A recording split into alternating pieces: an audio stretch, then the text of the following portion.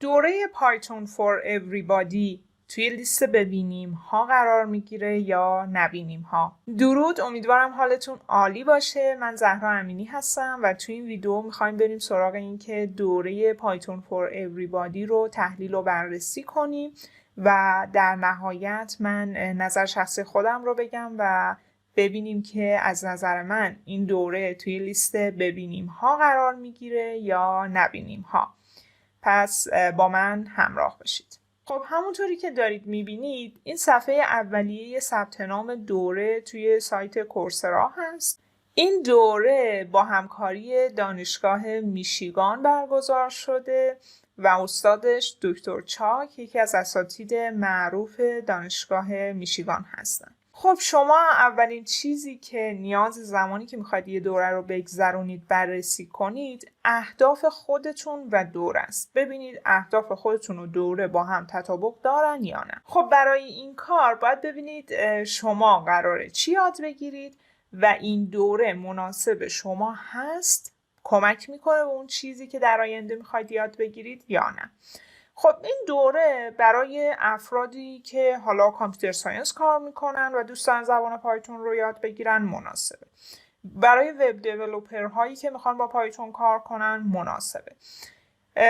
برای دیتا ساینتیست ها و تحلیلگرای داده هم مناسبه، چون که خب میدونید پایتون یکی از زبانهای اصلی حوزه‌های مختلف هوش مصنوعی توی دیتا ساینس و حالا تحلیل داده هم زبان زد و پرچم داره. خب همونطوری که گفتیم توی بیشتر زیرشاخه‌های هوش مصنوعی کاربرد داره، به ویژه ماشین لرنینگ. همچنین دوره حتی برای افرادی که قرار یک سری تحقیقات آکادمیک انجام بدن و نیاز به پایتون دارن هم میتونه یه شروع خیلی خوب باشه. حتی برای اسکریپت نوشتن یا کارهایی که توی حوزه آیتی هستن و نیاز هست شما زبان پایتون رو بلد باشین هم میتونه کمک کننده باشه. خب در کل همونجوری که دیدیم این دوره میتونه توی فیلدهای مختلفی که زبان پایتون رو قرار استفاده کنن مؤثر و مفید باشه. با توجه به اینکه من تمرکز اصلیم روی حوزه‌های مختلف هوش مصنوعیه، پس این معیار تیک میخوره.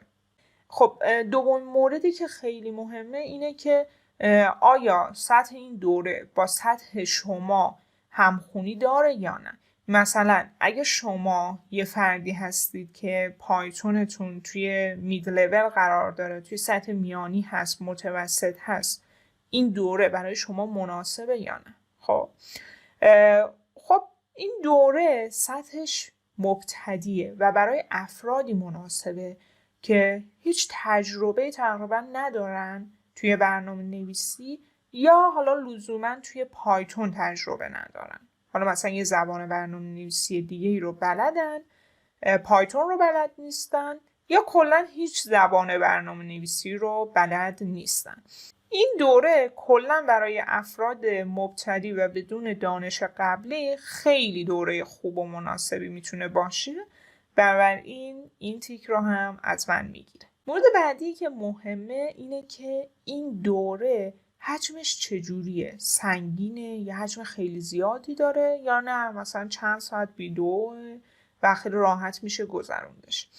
خب در کل این دوره به صورت کامل شامل 5 تا زیر دوره میشه. خب یعنی اگه شما بخواید تمام دوره رو بگذرونید باید خب 5 تا زیر دورش رو بگذرونید. خب در کل مجموع تمام این 5 دوره 76 ساعته که 3 تا دوره اول هر کدوم 18 ساعته و دوره چهارم 13 ساعت و دوره آخر 9 ساعته. بنابراین این دوره ساعتش یه جورایی میشه گفت زیاده و شما به طور میانگین باید 10 ساعت توی هفته زمان بگذارید که این دوره رو بتونید توی 2 ماه تموم کنید. با توجه به اینکه این دوره یه دوره جامع محسوب میشه، در کل 76 ساعت زمان زیادی برای من نیست. پس این تیک رو هم از من میگیره. اولین سوالی که پیش میاد اینه که این دوره مفاهیم اولیه یا اون اصول برنامه نویسی رو پوشش میده؟ آره، پوشش میده و واقعا یه طیف گسترده از محتوای پایتون رو داره داخل خودش میگنجونه. از ساده ترین چیز که تعریف متغیر هست شروع میشه، میره سمت اینکه حالا چجوری از لیست، دیکشنری، حلقه ها و حالا چیزای این شکلی استفاده کنید، یا اینکه در نهایت مثلا چجوری با پایتون وب اسکریپتینگ انجام بدید. بنابراین میشه گفت که اگر شما تمام 5 تا زیر دوره این دوره رو ببینید، این دوره یه دوره کاملی هست که مفاهیم اولیه رو پوشش میده. در مجموع چون دوره مفاهیم ساده رو پوشش میده، پس تیک این قسمت رو از من میگیره. خب معیار ارزیابی بعدی اینه که آیا این دوره شامل محتوای پیشرفته هم میشه یا نه. حقیقتا این دوره شما رو میرسونه به سطح متوسط یا مید لول. بنابراین نمیتونم بگم که شما بعد از دیدن این دوره یک پایتون کار ادوانس خواهید بود و خب در کل این تیک رو از من نمیگیره. معیار بعدی اینه که دوره‌ای که شما میخواید بگذرونید پروژه محور هست یا نه. آره، خوبی دوره‌های کورسرا اینه که طی اون آموزشی که شما میبینید یه سری کویز میدید و همینطور یه سری تمرینات انجام میدید و خب این باعث میشه که شما خودتون هم اون چیزهایی که یاد گرفتید رو انجام بدید. از طرفی طی خب خود دوره کدزنی رو هم شما میبینید و این هم یه پوان مثبت محسوب میشه. بنابراین این تیک رو از من میگیره. خب مورد بعدی که شما زمانی که میخواید دوره ای رو تهیه کنید باید حتما چکش کنید اینه که مدرس اون دوره تجربه و تخصص مرتبط داره یا نه. به اندازه کافی میتونید روی علمش حالا تکیه کنید، حساب کنید یا نه.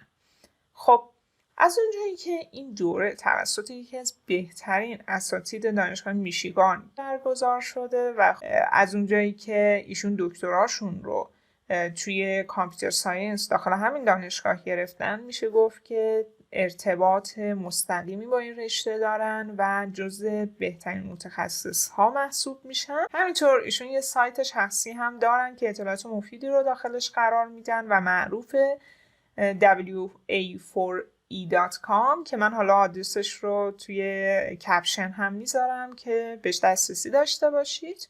خب بنابراین این تیک رو هم از من میگیره. خب دانش یک مدرس خیلی مهمه، اما مهمتر از اون اینه که اون دانشی رو که داره میتونه منتقل کنه و اون حالا شیوه تدریسش برای دانشجو جذاب و شیرین هست یا نه. خب از اونجایی که شیوه تدریسی دکتر چاک به صورتی هست که میاد مفاهیم رو به ساده ترین چیزها تبدیل میکنه و از ساده ترین حالا محتوا شروع میکنه، از ساده ترین مفهوم ها شروع میکنه و خب کم کم پله ها رو روی همدیگه میچینه و شما رو میرسونه به اون جایی که میخواد و خب این خیلی خوبه. و خب دانشجوها هم اکثرا وقتی نظراتشون رو میخونید همین حرف رو میزنن و تایید میکنن. من هم این دوره رو دیدم و میتونم بگم که خب این درسته. بنابراین این تیک رو از من میگیره. خب روش بعدی که میتونید شما یه دوره‌ای رو اعتبار سنجی کنید سطح رضایت دانشجوهای اون دوره است. ما میخوایم بدونیم که دانشجوهای این دوره نظرشون چیه و آیا این دوره رو به بنده پیشنهاد میکنن یا نه. این دوره توی کورسرا 1,614,293 تا دانشجو تا الان که من ویدیو رو ضبط میکنم داره و خب این خیلی تعداد بالایی هست و نشون دهنده اینه که این دوره برای تعداد زیادی از افراد جذاب بوده و خب دوست داشتن که توی این دوره ثبت نام کنن. همینطور اگه شما برید نظرات دانشجوها رو در مورد این دوره ببینید میبینید که تعریف و تمجیدهای زیادی داشتن از این استاد و قدردان زحماتش بودن. بنابراین این تیک رو میگیره. نمره این دوره توی پلتفرم کورسرا چنده؟ از بین کل اون دانشجوهایی که توی دوره شرکت کردن 209,713 نفر از اونها افراد فعالی بودن که نظرشون در مورد دوره رو ثبت کردن و خب امتیاز دوره از نظر اونها به صورت میانگین 4.8 از 5. تقریبا میشه گفت این دوره اوکازیون و 5 ستاره است. بنابراین این تیک رو هم میگیره. مورد بعدی که واسه همه ما یه جورایی خیلی مهمه اینه که ما چجوری میتونیم به محتوای دوره دسترسی داشته باشیم و این دسترسی برای ما یک حالا کار ساده است یا سخت و پیچیده. پلتفرم کورسرا در مجموع پلتفرم فرندلی یا کاربرپسند هست و کار باش خیلی ساده است، کار خاصی نداره. یه سری مزیت ها هم داره. شما میتونید حالا داخل این پلتفرم از تالار گفتگو و موارد این شکلی استفاده کنید. در کل این تیک رو هم از من میگیره. خب بریم سراغ بحث داغ این روزها. آیا این دوره گواهینامه معتبر داره یا نه؟ خب این دوره گواهینامه داره، ولی به شرط اینکه شما این دوره رو کامل ببینید و تمریناتش رو انجام بدید. و حالا یه خوبی که داره اینه که واسه هر کدوم از اون 5 تا کورس گواهی جداگانه بهتون میده و خب شما نیازی نیست حتما هر 5 تا رو بگذرونید تا گواهی رو دریافت کنید. بنابراین این تیک رو میگیره. خب اعتبار گواهینامه این دوره به چه صورتی هست؟ آیا مورد تایید جاهای دیگه هست یا نه؟ خب سایت کورسرا یک سایت معتبر و شناخته شده تو کل دنیاست، اما مدرکی که به شما میده صادقانه نشون دهنده تعهد و کسب مهارت شما از این دوره است. خب و چیزی رو اثبات نمیکنه، مثل حالا یک مدرک دانشگاهی اعتبار 100% نداره. خب بنابراین شما زمانی که این گواهی رو به رزومتون اضافه میکنید فقط میتونید بگید خب من این دوره رو گذروندم و این مهارت ها رو دارم. اما خب همونجوری که خودتون میدونید شما توی مصاحبه باید بتونید به سوالات جواب بدید یا حالا اون کاری که کارفرما برای اثبات مهارتتون از شما میخواد رو به بهترین نحو بهش تحویل بدید. در مجموع نمیتونیم بگیم که این گواهی اعتبار 100% داره، بنابراین این تیک رو نمیگیره.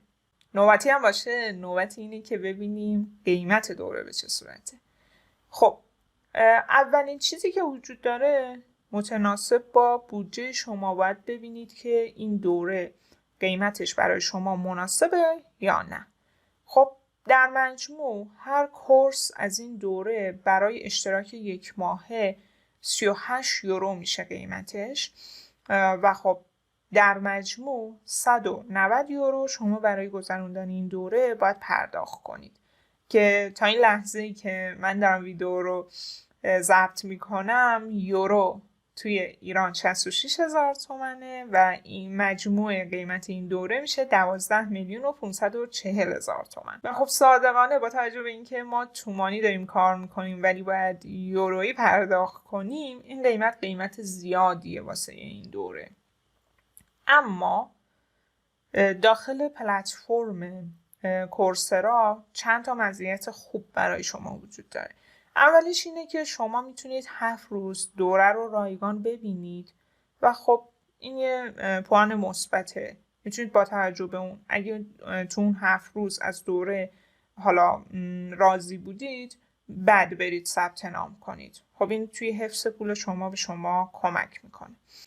از طرفی کورسرا برای افرادی که واجد الشرایط باشن یه گزینه‌ای داره به اسم بورسیه. خب شما میتونید درخواست بدید برای بورسیه و بعد از 2 هفته مشخص میشه که درخواست شما توسط کورسرا پذیرفته شده یا نه، که معمولا هم پذیرفته میشه، مخصوصا اگه توی درخواستتون بیان کنید که شما از ایران هستید یه سری مشکلات بانکی دارید برای پرداخت و نمیتونید از نظر مالی هم این هزینه رو پوشش بدید، خب کورسرا درک میکنه و با درخواست شما موافقت میکنه. خب در مجموع اگه بخوایم به این قضیه نگاه کنیم، اگه واسه یه فردی که توی خارج از ایران هست بخواد این مبلغ رو پرداخت کنه، مبلغ زیادی محسوب نمیشه.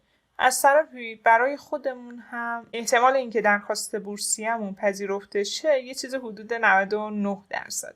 بنابراین این تیک رو از من میگیره.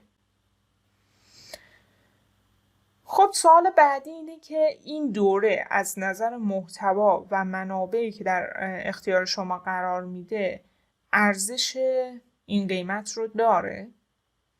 اگه بخواید خب به تومن پرداخت کنید یه جورایی میشه گفت نه، زیاد ارزشش رو نداره. خب اما در کل برای کسایی که خارج از ایران هستن و حالا دارن یه درآمد خوبی رو کسب میکنن یا حتی میتونن با یاد گرفتن این مهارت به یک درآمد خوب برسن، این دوره ارزشش رو داره.